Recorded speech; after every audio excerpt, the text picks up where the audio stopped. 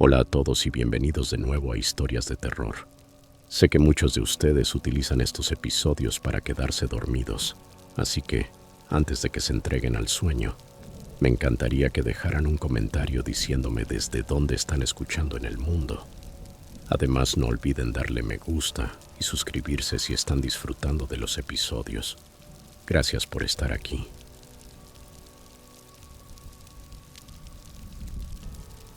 Historia 1.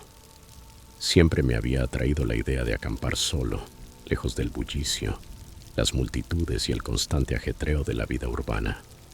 La simple imagen de despertar con el murmullo de las hojas en lugar del sonido insistente de un despertador y respirar el aroma de los pinos en vez de los gases del tráfico tenía para mí un encanto romántico. Después de pensarlo durante semanas, finalmente decidí planear una excursión al Parque Adirondack, en el norte del estado de Nueva York. Calculé que a comienzos de junio sería la época ideal, el clima aún templado, menos mosquitos que en pleno verano y menos turistas que en la temporada alta de julio. Pasé toda la semana previa al viaje preparando mi equipo.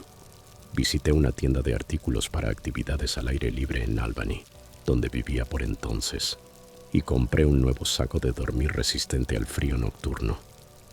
Mi vieja tienda de campaña tenía las costuras desgastadas, así que la reemplacé por un modelo más pequeño y liviano, pensado para mochileros. También me aseguré de llevar suficientes comidas liofilizadas, mezcla de frutos secos y barras de proteína. El jueves por la tarde, cargué todo en el maletero de mi viejo Honda Civic y me preparé para salir rumbo al norte al amanecer del día siguiente. Cuando el sol apenas comenzaba a salir el viernes por la mañana, emprendí el viaje por la autopista interestatal 87, pasando por los letreros de Saratoga Springs, Lake George y finalmente la salida hacia la región de los High Peaks. El cielo estaba de un azul radiante, con apenas unas cuantas nubes dispersas, y mi entusiasmo crecía con cada kilómetro recorrido. Tras unas 2 horas y media de conducción, abandoné la autopista y me interné por caminos más estrechos que serpenteaban entre las montañas Adirondack. Crucé el pintoresco pueblo de Keene, con sus pequeños cafés y tiendas familiares. Las montañas se alzaban majestuosas a la distancia, sus laderas cubiertas de espesos bosques de coníferas y árboles de hoja caduca, que comenzaban a mostrar un verde vibrante de principios de verano. Alrededor del mediodía llegué al estacionamiento del sendero, cerca del área del Monte Marcy. Un cartel señalaba área silvestre de los High Peaks de Adirondack. Había algunos autos en el lugar, pero no tantos como para que se sintiera lleno. Me colgué la mochila al hombro, notando el peso de todo mi equipo, y comencé mi caminata. Planeaba seguir un sendero poco transitado que se desviaba de la ruta principal hacia Marcy Dam, con la intención de encontrar un sitio apartado donde montar mi campamento. El día estaba cálido y los rayos de sol se filtraban entre las copas de los árboles, iluminando los helechos y los troncos cubiertos de musgo. Respiré profundamente el aire fresco, cargado del aroma a aguja de pino y tierra húmeda, sintiendo una paz profunda. De vez en cuando veía pequeños animales del bosque, ardillas listadas cruzando el sendero o ardillas grises subiendo por los troncos. A lo lejos, el golpeteo de un pájaro carpintero marcaba el ritmo del bosque. Era exactamente la soledad y la conexión con la naturaleza que había estado buscando. Después de un par de horas de caminata, encontré un pequeño claro junto a un arroyo serpenteante. El lugar era perfecto, el terreno era blando, lo bastante plano para instalar una tienda, y además estaba cerca de una fuente de agua. Decidí que aquel sería mi campamento. Dejé la mochila en el suelo y me tomé unos minutos para disfrutar del sonido del agua corriendo suavemente. Una brisa ligera arrastraba el aroma a abeto, y por un momento tuve la sensación de estar a kilómetros de cualquier camino o rastro humano. Era justo el tipo de aislamiento tranquilo que había estado buscando. Monté mi nueva tienda de campaña, sorprendido por lo rápido que se armaba. Luego recogí algo de leña seca, cuidando de seguir las reglas del parque. Usar solo madera caída y no alterar el entorno. Con unas cuantas piedras formé un pequeño círculo para encender una fogata sin dañar el suelo. Para cuando el sol empezó a ocultarse tras los árboles, las sombras se alargaban sobre el suelo del bosque y la temperatura descendía poco a poco. Preparé una de mis comidas liofilizadas, una sencilla pasta que en el aire puro de la montaña me supo mucho mejor de lo esperado. Al terminar de cenar, el anochecer ya había envuelto el bosque en calma. Encendí una pequeña fogata para mantener el frío a raya y extendí mi saco de dormir dentro de la tienda. Me quedé sentado frente a las llamas crepitantes, observando cómo las estrellas iban apareciendo una a una en el cielo. El parque Adirondack, lejos de cualquier fuente de luz urbana, ofrecía una vista impresionante de la Vía Láctea, algo que pocas veces podía disfrutar en Albany. Un búho ululó a lo lejos, rompiendo por un instante el silencio. La oscuridad no me resultaba amenazante, al menos al principio. Me envolvía una sensación de paz absoluta, hasta que poco a poco una inquietud sutil comenzó a apoderarse de mí. Tal vez era simplemente la conciencia de estar completamente solo, más expuesto de lo que había estado nunca. Intenté tranquilizarme. Muchas personas acampaban solas sin problemas, y los animales salvajes de esa zona solían evitar el contacto humano. Sacudí la cabeza, tratando de disipar mis nervios. Después de todo, esto era justo la aventura que había buscado. Cuando el reloj marcaba alrededor de las 11 de la noche, estaba acostado mirando el cielo a través de un hueco entre las ramas, cuando escuché un suave crujido entre los arbustos cercanos. Pensé que podría ser un mapache o quizás un zorro husmeando por la zona. Me incorporé de golpe, con el corazón latiendo con fuerza, y tomé mi linterna. Pasé el haz de luz por los matorrales, iluminando solo hojas y ramas. No vi el reflejo de ningún par de ojos, así que me convencí de que sería solo un animal curioso. Intenté volver a recostarme, pero el ruido persistió. Esta vez era más constante, y su movimiento parecía intencionado, no al azar como el de una criatura pequeña. Me senté otra vez, sintiendo cómo una tensión incómoda se apretaba en mi estómago. Dirigí la linterna hacia el bosque. Solo distinguí las siluetas de los pinos altos y alguna rama que se movía con el viento, nada más. La fogata ya se había reducido a brasas, y la luz era escasa. Me quedé escuchando, con el oído atento, hasta que, de pronto, el sonido cesó. Intenté convencerme de que todo estaba bien. Volví a meterme en el saco, aunque el sueño se me escapaba. Cada crujido del bosque sonaba amplificado por mi imaginación. Cerca de la medianoche, un sonido distinto me hizo abrir los ojos de golpe. No era el crujido casual de ramas ni el movimiento ligero de algún animal pequeño. Eran pasos lentos, medidos, que hundían las hojas secas y las ramitas del suelo con cuidado, casi como si quien los daba tratara de no hacerse notar. Sentí como la adrenalina me recorría el cuerpo de golpe. Me incorporé, con el corazón martillando dentro del pecho, y forcé mi voz para llamar. «Hola, ¿hay alguien ahí?» Mi voz sonó más débil de lo que esperaba. En el mismo instante, los pasos se detuvieron. El silencio que siguió fue tan denso que podía oír mi propia respiración. Esperé, con la linterna en la mano, apuntando hacia la oscuridad. Nadie respondió. Ese mutismo absoluto resultaba mucho más inquietante que los pasos mismos. Salí del saco de dormir con movimientos torpes. Tomé el pequeño hacha que llevaba para cortar leña y abrí el cierre de la tienda. El aire frío de la noche me golpeó el rostro cuando salí. La linterna temblaba en mi mano mientras enfocaba entre los árboles. Al principio solo distinguí sombras superpuestas, pero entonces algo se movió. Una figura alta, de forma humana, se perfiló entre los troncos. No podía distinguir su rostro ni su ropa, pero mi instinto gritaba que alguien estaba allí, mirándome. «¿Qué quieres?», grité, intentando sonar firme aunque el miedo me paralizaba por dentro. La figura no respondió. Se quedó inmóvil, como una estatua, y de pronto dio 2 pasos hacia mí. El pánico me atravesó como una descarga eléctrica. Solté la linterna sin pensarlo y corrí hacia el bosque. Las ramas me golpeaban los brazos y me arañaban la cara mientras avanzaba sin rumbo, solo con una idea fija: alejarme de aquello. No sabía en qué dirección corría. Lo único que me impulsaba era el miedo puro. Tras lo que pareció una eternidad, aunque tal vez fueron apenas unos minutos, vi una luz débil entre los árboles. Mi corazón se llenó de alivio.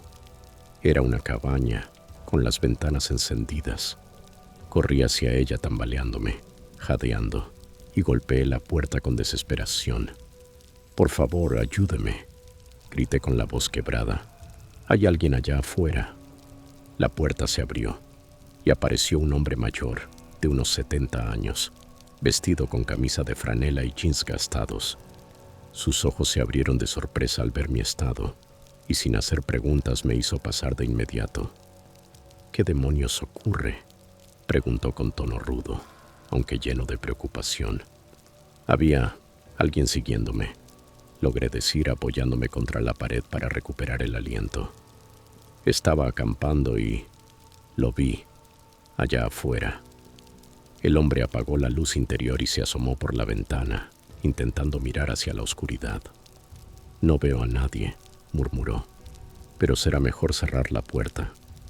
Corrió el cerrojo, bajó la cortina, y entonces noté un rifle de caza apoyado en una esquina. «¿Estás herido?», preguntó evaluándome con la mirada. Negué con la cabeza, aunque sentía el tobillo dolorido. Debía de haber tropezado con una raíz durante mi huida.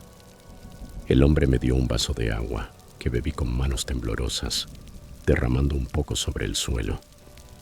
Me ofreció descansar en un sofá viejo y gastado del salón, donde finalmente me dejé caer. El sueño llegó en fragmentos inquietos, entre sobresaltos y pesadillas en las que volvía a ver aquella figura sin rostro, observándome desde el bosque.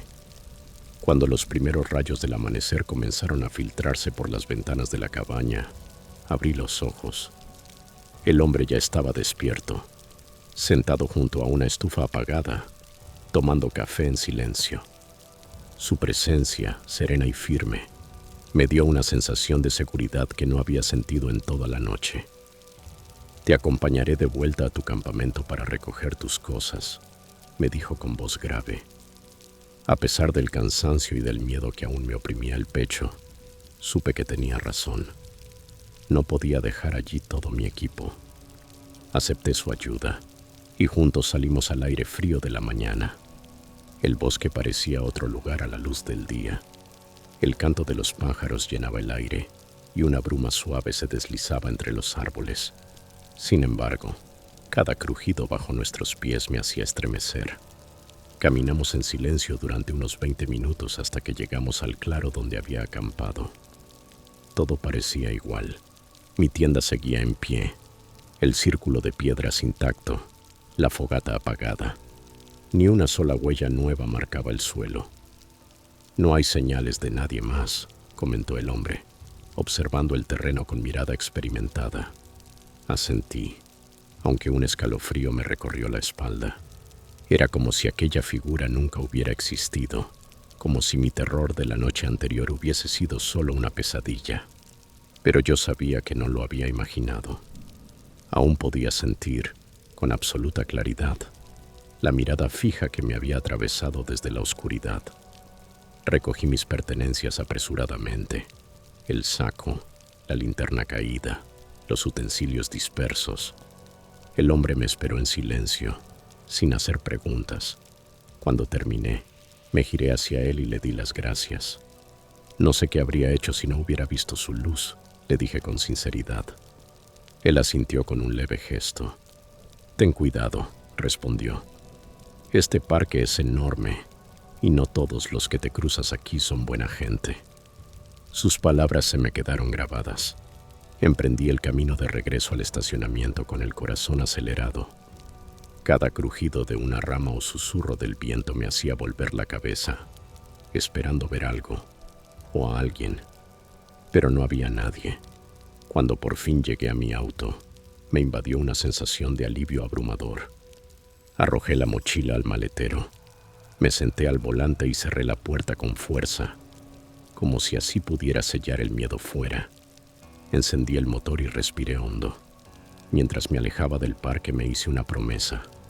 A partir de entonces, si volvía a acampar, lo haría en lugares más concurridos, o mejor aún, acompañado. Aquel deseo de soledad que me había llevado al bosque me reveló un rostro mucho más oscuro de la naturaleza, uno que jamás había imaginado. Al llegar al final de la narración, si estás visitando nuestro canal por primera vez, no olvides suscribirte y activar la campanita para seguir disfrutando de nuestras próximas historias de terror y misterio.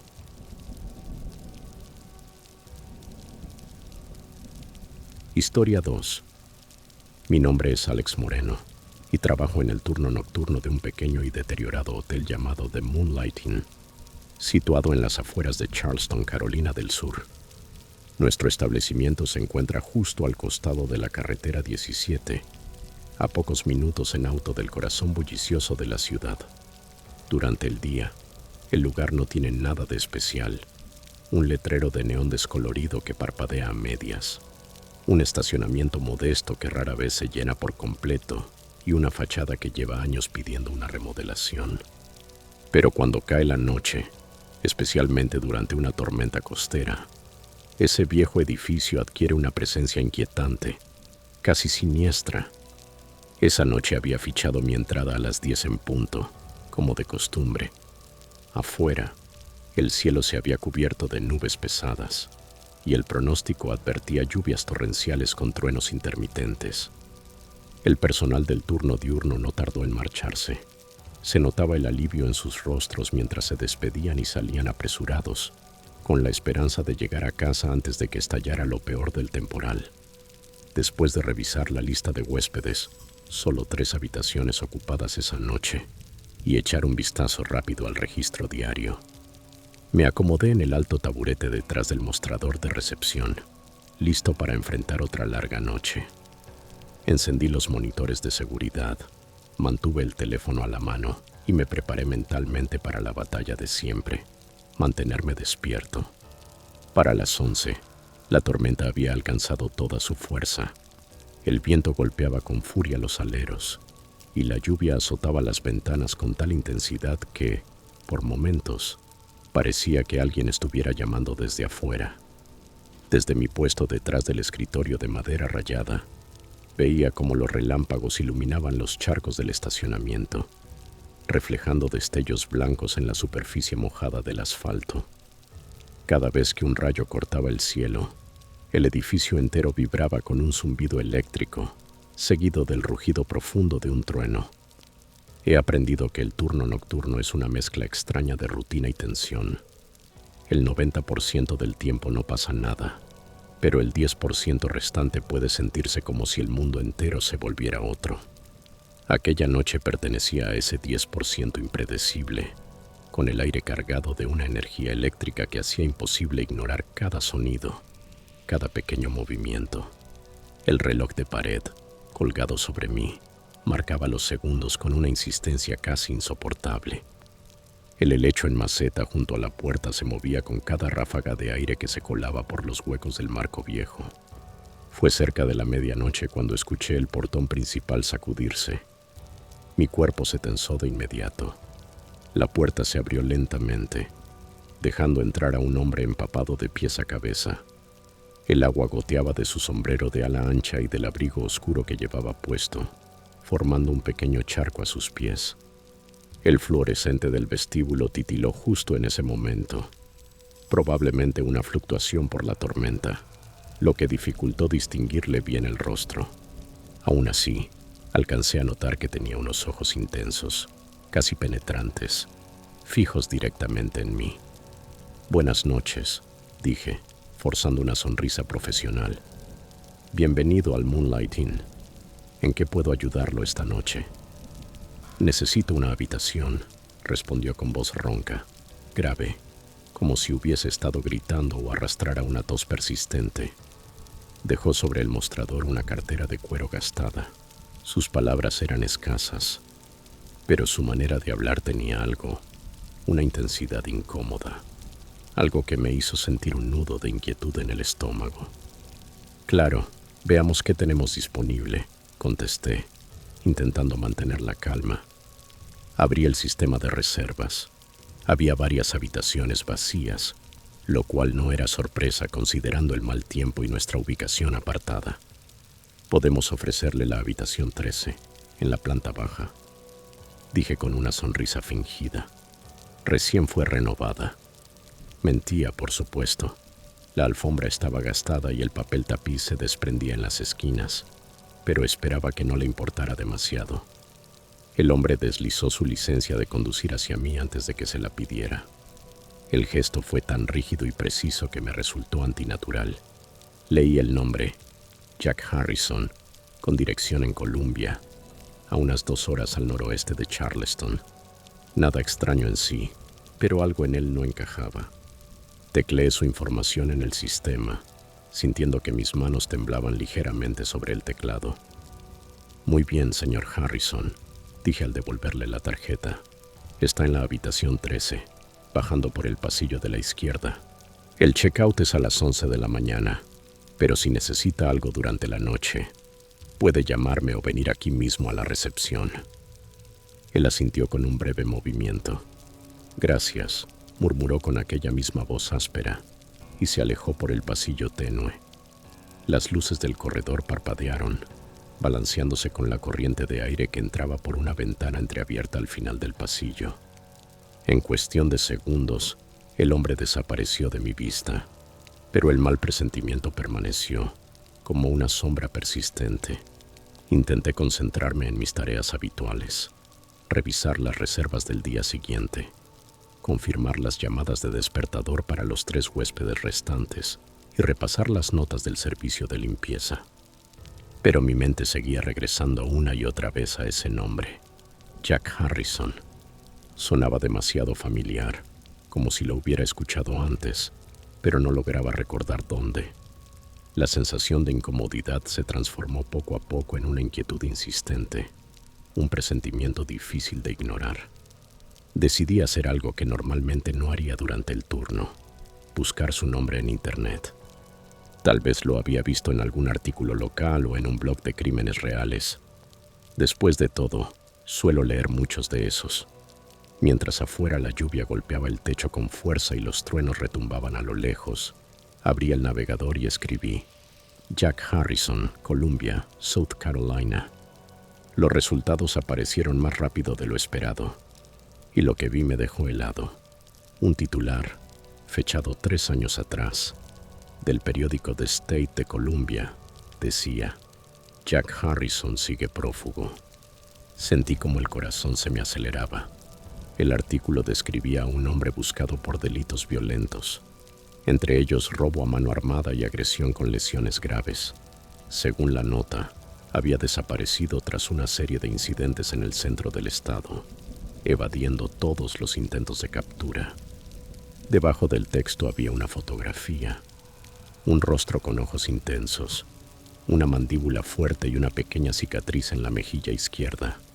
Ese rostro era el del hombre que acababa de registrarse hacía menos de 20 minutos. Un frío escalofrío me recorrió el cuerpo. El instinto me gritaba que debía llamar a la policía de inmediato. Con manos temblorosas, descolgué el teléfono del mostrador y marqué 911, intentando mantener la voz estable. La operadora me pidió los detalles, dirección, descripción del sujeto, motivo de la llamada. Creo que un hombre buscado por la policía se acaba de registrar en el Moonlighting, expliqué, conteniendo el pánico. Se parece exactamente al que aparece en una noticia de hace unos años. Está en la habitación 13. La mujer me aseguró que enviarían patrullas enseguida. Colgué el teléfono, pero no pude quedarme quieto.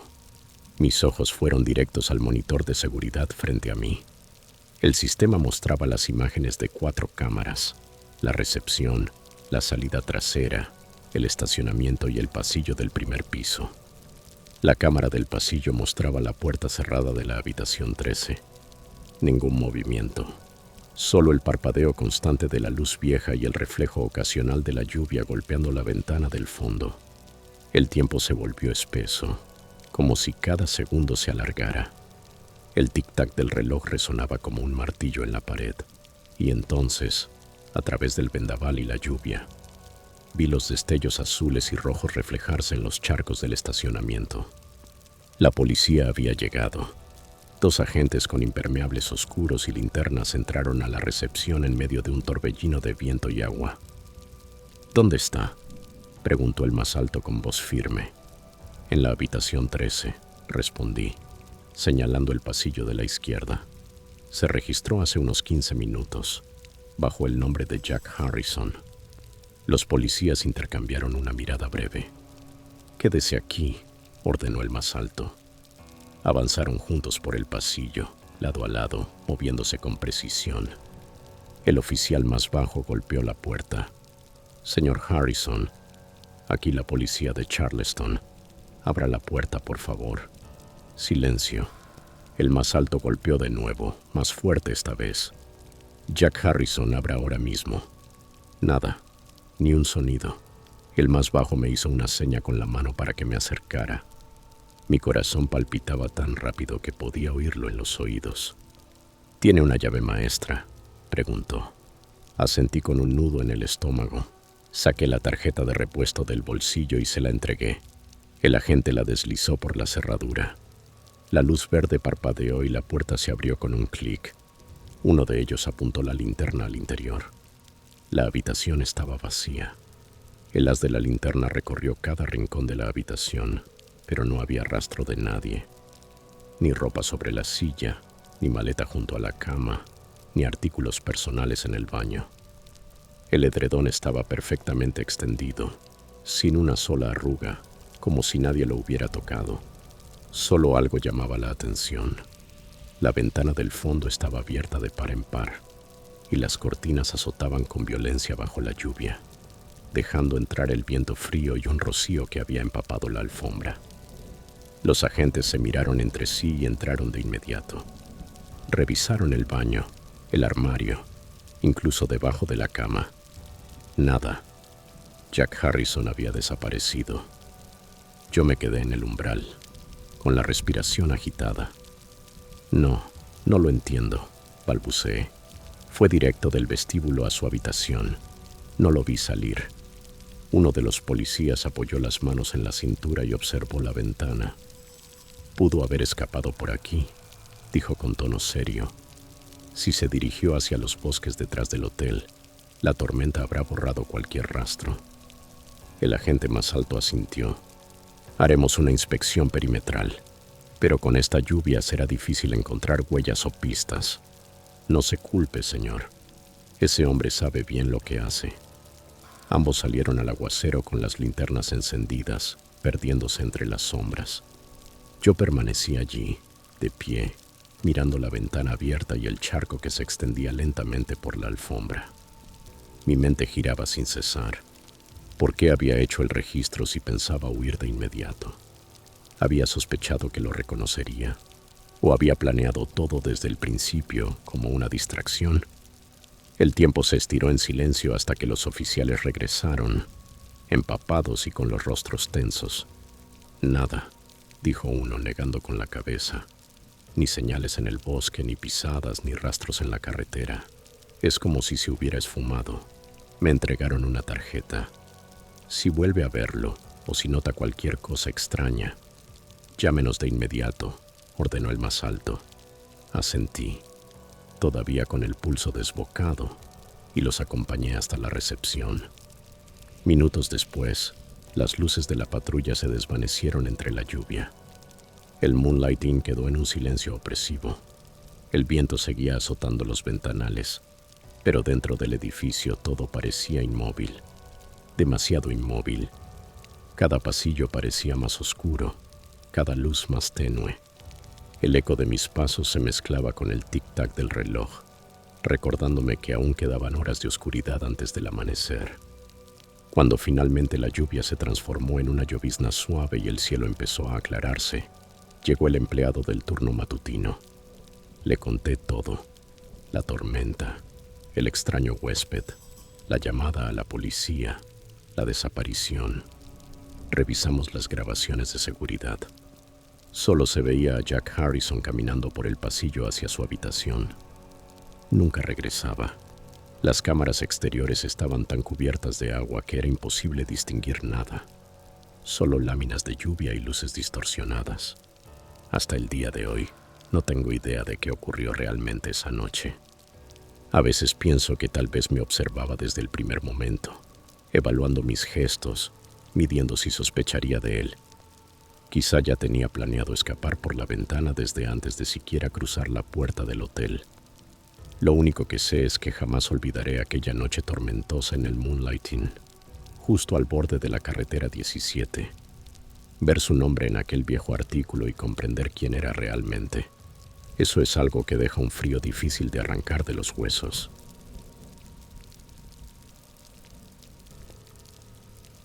Historia 3. Me llamo Gavin y he vivido toda mi vida en los suburbios de Detroit. Desde que era niño, escuché innumerables historias sobre las fábricas abandonadas que aún se alzan en distintos rincones de la ciudad. Antiguas plantas automotrices que alguna vez rugían con vida y maquinaria, pero que quedaron en silencio cuando la industria se desplazó y los empleos desaparecieron.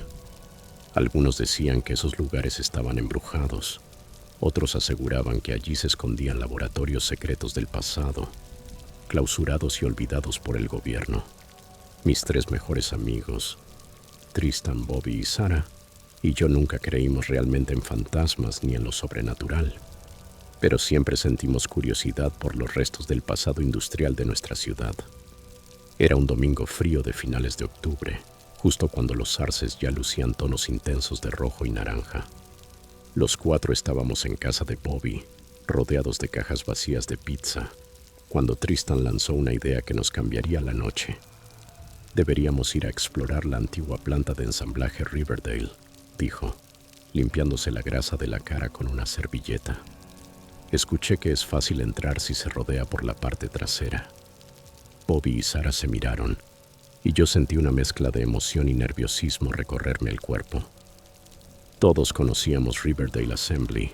Había sido construida en la década de 1920 y llevaba décadas cerrada, convertida en una mole de hormigón agrietado y ventanales rotos que se alzaba junto al río Detroit. Circulaban rumores de que algunos exploradores urbanos, y a veces incluso ocupas, aún se aventuraban dentro de vez en cuando. Pese a mis dudas, la idea era demasiado tentadora para rechazarla. A eso de las 9 de la noche, nos subimos al viejo Honda de Tristan. El viento ya soplaba con fuerza cuando tomamos Jefferson Avenue, pasando frente a edificios tapiados, tiendas de barrio que nunca cerraban y alguna que otra construcción moderna que parecía fuera de lugar. Las farolas parpadeaban a intervalos, proyectando sombras sobre el pavimento mientras doblábamos por un camino sin señalizar que conducía a la planta abandonada. Cuando estacionamos, sentí el estómago contraerse por la anticipación. Bajamos del coche y pisamos el asfalto agrietado, cubierto de trozos de metal oxidado y fragmentos de vidrio. Un alambrado corroído rodeaba el perímetro, pero cerca de una esquina encontramos un hueco donde la malla se había vencido. Tristan lo sostuvo abierto y uno a uno nos escabullimos dentro. De cerca, la fábrica Riverdale era aún más impresionante que en las fotos.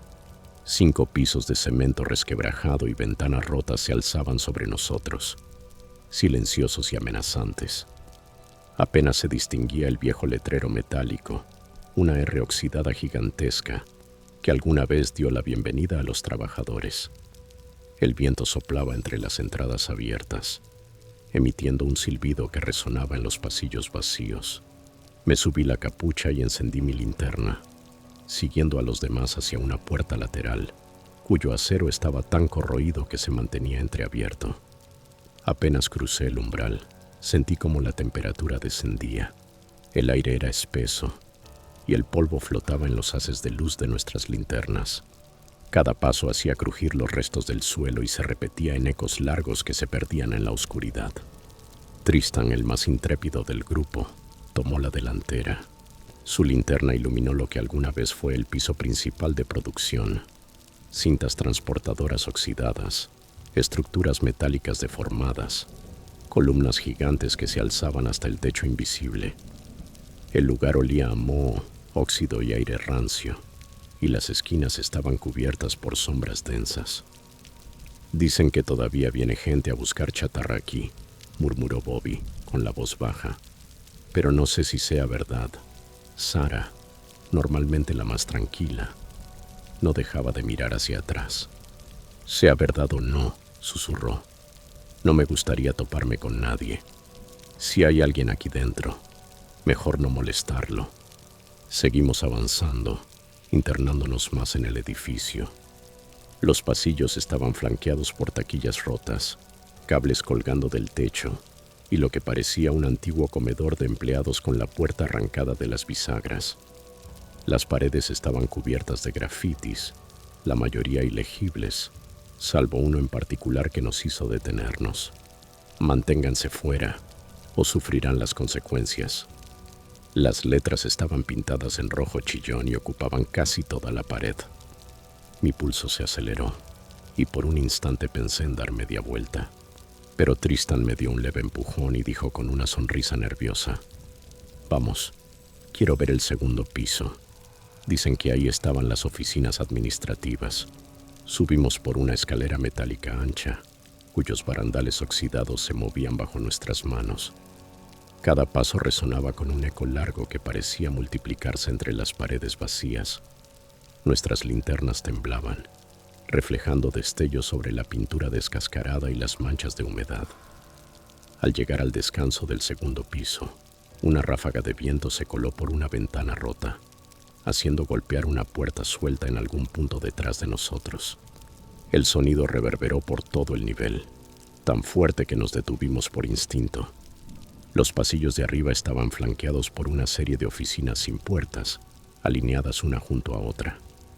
El suelo estaba cubierto de papeles amarillentos y desechos, tan frágiles que se desmoronaban bajo nuestros pies. Algunos archiveros metálicos yacían volcados, y en un rincón una silla caída reposaba junto a una alfombra vieja y descolorida. Todo el ambiente transmitía la sensación de abandono repentino, como si los trabajadores hubiesen huido de un día para otro, dejando todo tal como estaba. Seguimos explorando hasta llegar a una oficina de esquina, más grande que las demás. Las ventanas todavía conservaban parte del vidrio, lo suficiente para permitirnos ver, a lo lejos, el río Detroit, que reflejaba débilmente el resplandor de las luces callejeras. En un rincón había un escritorio maltrecho. Sara, curiosa, empezó a revisar los cajones, encontrando solo folletos viejos, clips doblados y una capa de polvo que se levantaba al mínimo movimiento. Entonces, Bobby se quedó inmóvil. Levantó una mano pidiendo silencio. «¿Escucharon eso?», susurró. Todos contuvimos la respiración. Y sí, ahí estaba. Un ruido sutil pero claro, como pasos que se arrastraban sobre el concreto, algo que se movía con cuidado. Intenté convencerme de que serían ratas o tal vez un mapache, pero el sonido era distinto, más pesado, deliberado, como si alguien intentara avanzar sin hacer ruido. Sara, con la voz apenas audible, preguntó: «¿Quién está ahí?». Nadie respondió, solo el silbido del viento colándose por las grietas. Tristan, siempre impulsivo, frunció el ceño. «Vamos a ver», dijo con voz firme, «pero tranquilos, no entremos en pánico». Salimos al pasillo, avanzando con pasos lentos. Las linternas trazaban arcos de luz sobre las paredes, revelando fragmentos de polvo suspendido y sombras que parecían moverse por su cuenta. El pasillo se abría a un espacio enorme, probablemente otra sección del antiguo ensamblaje industrial. Y fue allí donde, a unos 15 metros de distancia, mi linterna iluminó una silueta, alta, inmóvil, medio oculta detrás de una columna. Pude distinguir un abrigo desgastado y el brillo húmedo de una tela sucia. La figura se estremeció levemente ante nuestra luz. Un latigazo de miedo me atravesó el pecho. No era un fantasma, ni una ilusión. Era una persona real. La figura dio un paso atrás, se giró y desapareció tras la columna. Instintivamente, corrimos tras ella.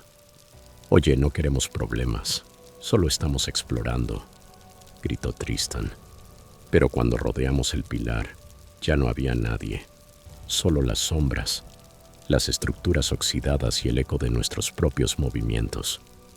Nos miramos los cuatro, con las linternas temblando en nuestras manos. «Alguien está aquí dentro», murmuró Sara, su voz quebrada. «Y no quiere compañía», agregó Bobby, casi en un suspiro. Nos reunimos en un grupo apretado, hablando en voz baja. Bobby, con la mirada temblorosa, fue el primero en decir lo que todos pensábamos. «Tenemos que irnos. Si alguien vive aquí, no le va a gustar que estemos husmeando». Tristan asintió, más serio que nunca. «De acuerdo, retrocedamos», sin hacer ruido. Sara me tomó del brazo, apretando con fuerza, y emprendimos el camino de regreso. Cada paso se sentía interminable. Yo mantenía la linterna en alto, temiendo ver de nuevo aquella silueta entre los escombros.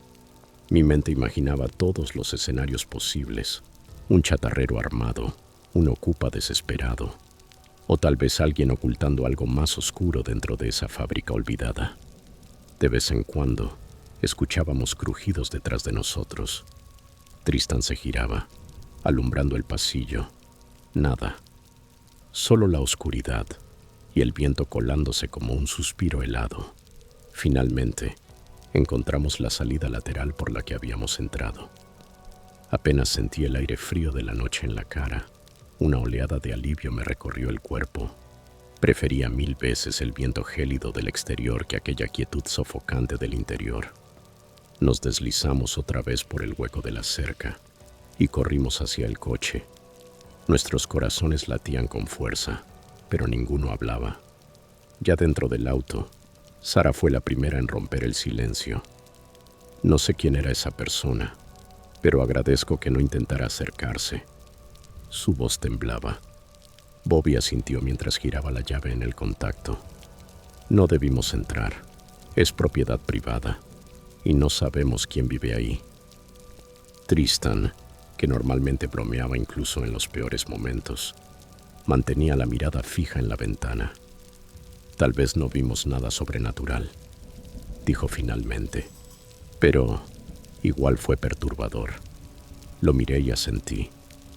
Nunca había estado tan tenso, confesé, frotándome los brazos cubiertos de piel de gallina.